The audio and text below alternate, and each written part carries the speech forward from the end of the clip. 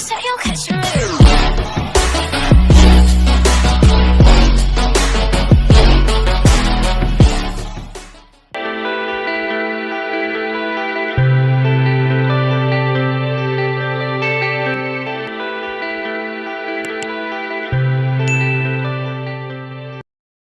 नमस्कार। आज का टॉपिक है अनुक्रमानुपाती विचरण। अनुक्रमानुपाती विचरण के संबंध में विचार करने के पूर्व पहले हम ये देखते हैं कि आप कई बार चर्चा सुनते होंगे कि जनसंख्या बढ़ने के कारण वनों की संख्या कम हो रही है, या इस वर्ष पानी अधिक गिरा है तो तालाब और कुओं का जल स्तर बढ़ गया है। तो इस प्रकार की बातें आप चर्चाओं में सुनते होंगे। तो इस पर अगर विचार करें तो हम ये देखते हैं कि दो राशियां जो रहती है वो एक दूसरे पर किस प्रकार निर्भर रहती है, तथा एक का मान बढ़ने पर दूसरे का मान बदल जाता है, बढ़ जाता है या कम हो जाता है। अर्थात एक राशि का मान बढ़ने से दूसरी राशि का मान बढ़ जाता है या एक घट जाता है। तो इस प्रकार के जो विचरण, इस प्रकार के जो राशि को बदलने की को गणित में क्या कहते हैं? विचरण। जैसे विचरण, तो दूसरे शब्दों हम क्या कह सकते हैं? विचरण किसे कहते हैं? दो संबंधित राशियों में से एक राशि का मान बदलने पर दूसरी राशि का मान बदलने को गणित में विचरण कहा जाता है।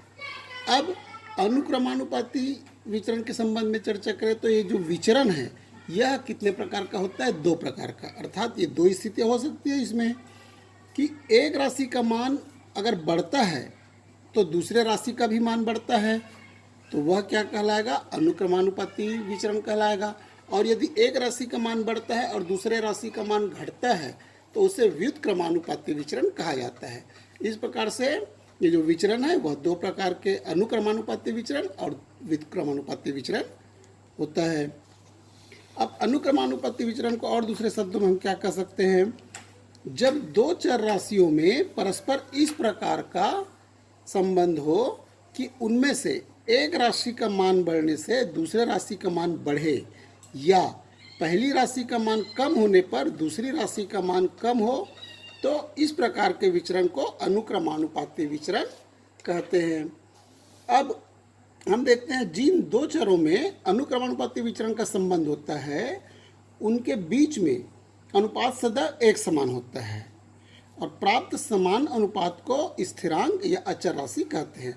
अब यदि x और y अनुक्रमानुपात में अगर विचरण करते हैं या अनुक्रमानुपाती हैं,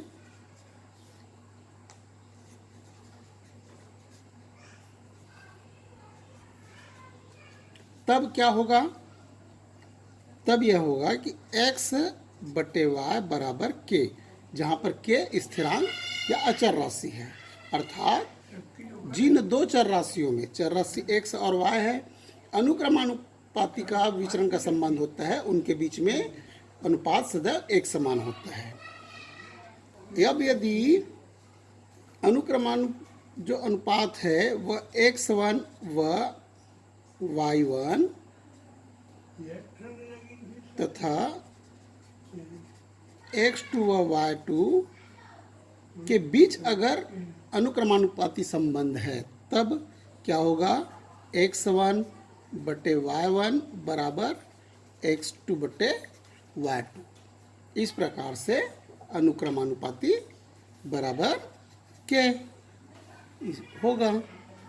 तो अब हम क्या करते हैं? प्रश्नावली ले लेते हैं, कुछ अभ्यास ले लेते हैं और अनुक्रमानुपाती सवाल को हल करते हैं। तो अब हम लेते हैं प्रश्नावली 7.1 के कुछ सवाल। तो प्रश्नावली 7.1 के सवाल क्या है? पहला सवाल हमने लिया है, एक कार 3 घंटे में 600 किलोमीटर चलती है तो 5 घंटे में कितनी दूरी चलेगी? तो मान लिया जाए, हल होगा, माना कार x किलोमीटर चलेगी, तब अब अब इसे सारणी के रूप में कैसे लिखेंगे? सारणी के रूप में इसको लिखने के लिए इसका सारणी बन जाएगा। कैसे बनेगा सारणी?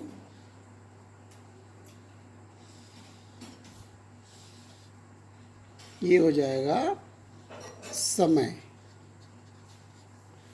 समय घंटे में आ जाएगा, और दूरी, दूरी किलोमीटर में। अब प्रश्न में आते हैं। प्रश्न कहता है 3 घंटे में 600 किलोमीटर चलती है। जब कार 3 घंटे में 600 किलोमीटर चली तो समय कितना लगा? 3 घंटे लगा। तो कितना दूरी चला? 600 किलोमीटर दूरी चल रहा है। तो 5 घंटे में कितनी दूरी चलेगी? तो घंटा है 5, तो दूरी हमने मान लिया है x। इस प्रकार से सारणी बन जाएगा। अब यहाँ पर क्या होगा कि 3 और 600 में जो अनुपात है वही अनुपात 5 और 100 के मध्य होगा। अतः हमने जो यहाँ पर अनुपात बताया x1/y1 बराबर x2/y2 के रूप में लिखेंगे। तब यह क्या हो जाएगा? x1/y1 बराबर x2/y2। तो यह क्या हो जाएगा? 3/600 बराबर होगा ये 5/x। अब अनुक्रमानुपाती संबंध है, अर्थात 3 घंटे में 600 किलोमीटर जा रही है तो 5 घंटे में अधिक दूरी जाएगी, तो इसलिए यह अनुक्रमानुपाती संबंध का प्रश्न है। तो अब इसलिए इस प्रकार का अनुपात बनेगा। तो अब इसको पक्षांतर करके गुना कर देंगे। तो 3 गुना x बराबर 5 गुना 600। अतः x बराबर हो जाएगा 5 गुना 600/3।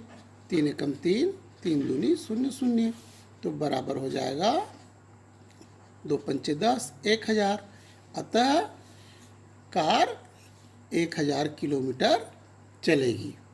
इस प्रकार से हम इस प्रश्न का हल कर सकते हैं। तो प्रश्न देख के सबसे पहले हमको यह जानना जरूरी है कि यह अनुक्रमानुपाती संबंध बनेगा अथवा व्युत्क्रमानुपाती संबंध बनेगा। अब ऐसे दूसरा प्रश्न ले लेते हैं। दूसरा प्रश्न में है 25 मजदूरों की मजदूरी 1200 रुपये है। 40 मजदूरों के लिए कितनी मजदूर चाहिए? यहाँ पर भी 25 मजदूरों की मजदूरी 1200 है, तो 40 मजदूरों के लिए अधिक मजदूरी चाहिए। इसका मतलब है कि इसमें इस प्रश्न में भी अनुक्रमानुपाती संबंध है। अतः हम मान लेते हैं, पहले माना 100 रुपये मजदूरी चाहिए। तब क्या होगा ये? अब सारणी, इसका सारणी के रूप में कैसे बनेगा? इसका सारणी बनेगा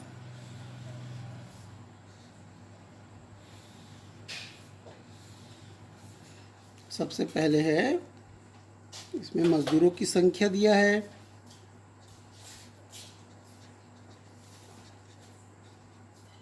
मजदूरों की संख्या, और दूसरी चीज़ हमको दिया है मजदूरी रुपयों में। मजदूरी रुपये में। तब क्या होगा? मजदूरों की संख्या जब 25 मजदूर है तब इनको कितना मजदूरी मिल रहा है? 1250 रुपये मिल रहा है। अब 40 मजदूर हो गए तब इनकी मजदूरी कितना है? मान लिया जाए 100 रुपये है। तब क्या होगा? यहाँ पर भी अनुक्रमानुपाती संबंध है, इसलिए x1/y1 बराबर x2/y2। अतः यह हो जाएगा 25/1250 बराबर 40/x। पक्षांतर करने पर यह हो जाएगा 25 गुना x बराबर 1250 गुना 40। अब क्या हो जाएगा? अतः x बराबर हो जाएगा 1250 गुना 40/25। अब इसको भाग दे देंगे, काट देंगे, 5 से काटेंगे, 5 पंचे 25, 5 अट्ठे 40, 5 एकम 5, 5 दूनी 10 बच गए 2, 5 पंचे 5 शून्यम, ये हो जाएगा 250। अब इन दोनों को गुना करेंगे तो 8 शून्यम शून्य, 8 पंच 40 शून्य, हाथ के लिए 4, 8 दूनी 16, 16 4 20। अतः क्या होगा, 40 मजदूरों के लिए 2000 रुपये मजदूरी की आवश्यकता होगा। इस प्रकार से आपको अनुक्रमानुपाती विचरण अब अच्छे से समझ में आ गया होगा। धन्यवाद।